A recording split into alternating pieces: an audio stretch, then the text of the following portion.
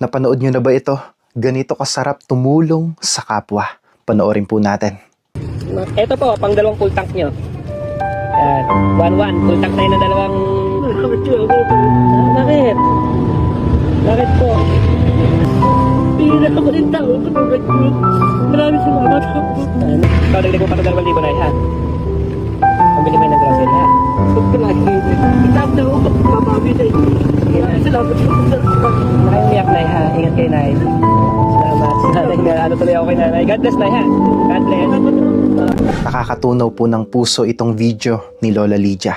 Isang 70 years old na tricycle driver na napaiyak dahil sa hindi inaasahang tulong mula sa kanyang pasahero. Pinaalalahanan tayo, ang nagmamalasakit sa dukha ay nagpapautang sa Panginoon at ang Panginoon ang magbabayad sa kanyang ginawa. Hindi kailanman nagiging lugi ang taong marunong tumingin sa nangangailangan dahil ang Diyos po mismo ang tumatayong garantor o tagapanagot sa bawat kabutihang ipinapakita natin. Noong binigyan po ng pasahero si Lola Lydia ng pera para sa gas, hindi lang po iyon basta pagtulong.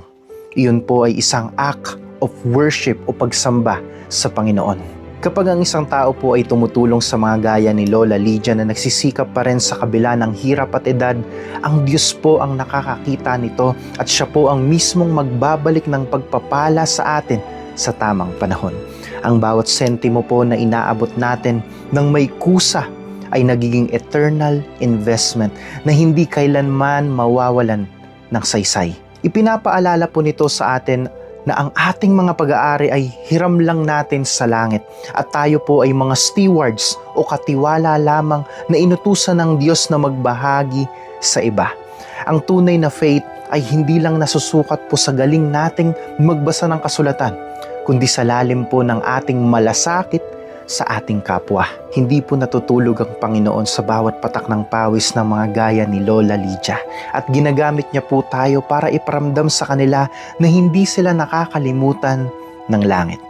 Ang iyong munting kabutihan po ay maaaring ang himalang matagal na nilang hinihintay mula sa Panginoon. Kapatid, ang tunay na kayamanan ay ang mga bagay na ibinabahagi natin para gumaan ang pasan ng ating kapwa. Amen.